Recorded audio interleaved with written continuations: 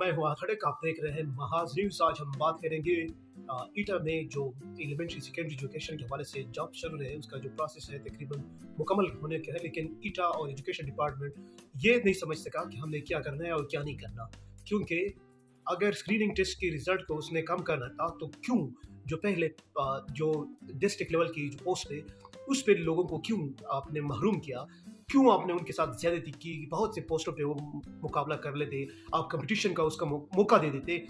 सिर्फ पीएचडी पे आप 30% मेरिट को क्यों डाउन किया, ये एक सवाल, बड़ा सवाल है ईटा की जो कर रही है। आपने अगर मेरिट को कम करना था तो पहले कम करना था, ये आप लोगों को श्योर कर लेनी चाहिए थी। और दूसरी बात, आप लोगों ने पीएचडी के मेरिट को आपने डाउन किया, तो मेरे को आपने सीबीटी को मेरिट को वैसे भी डाउन किया था, तो वो जो पॉलिसी है उसके मुताबिक आपने रिडक्शन की थी 30% तक।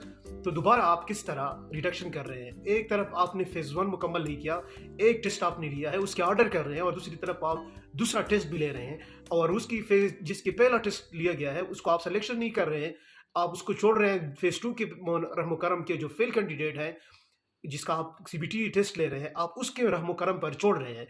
तो ये एक आप लोग अपनी पॉलिसी पर गौर करें कि ये आप कहाँ जा रहे हैं और क्या कर रहे हैं, क्योंकि इसका असर जो है वो, अगर आपको मैं बता दूँ, इसमें बहुत सी फ्लॉज है। पहले फ्लॉज तो ये है कि अगर आपने ऑर्डर किए हैं, एक ऑर्डर आपने एक यूनियन काउंसिल में 100 पे किया है, और दूसरा टेस्ट में एक काबिल बंदा जो वो अपनी यूनियन काउंसिल में 140 पे चला जाता है, तो आप उस सूरत में इस वो मेरिट को चैलेंज कर सकता है, क्योंकि आप इस मेरिट को एक ही मेरिट कह रहे हैं। हम ये डिमांड कर रहे हैं कि पहले आप सिलेक्शन फेज 1 की मुकम्मल करें, अदर यूसीज की सरप्लस की जो भी हो, आप एडजस्टेंट यूसी का जो मसला है उसे हल करें।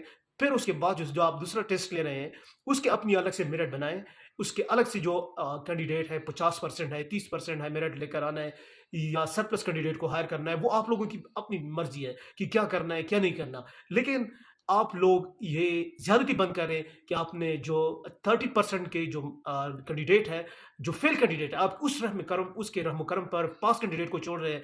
ये नरवा पॉलिसी बंद करें, क्योंकि अगर आपने पास की पॉलिसी एक होनी चाहिए तो सबके लिए एक पॉलिसी होनी चाहिए थी। दीगर पोस्टों पे आपने पास कैंडिडेट को क्यों महरूम रखा? तो अगर आप यहाँ पे रखा तो फेज 1 को कंप्लीट करने दें, और दूसरा फेज जो है उस पर आप पॉलिसी बनाएं, उसके मुताबिक आप चलें। आप इस तरह नहीं करेंगे तो आपके खिलाफ शदीद मुज़ाहमत होगी, और मुझे यकीन है कि आप लोग इसको समझेंगे, इस पर गौर करेंगे और इस पर बैठेंगे और इसका कोई हल निकालेंगे। शुक्रिया।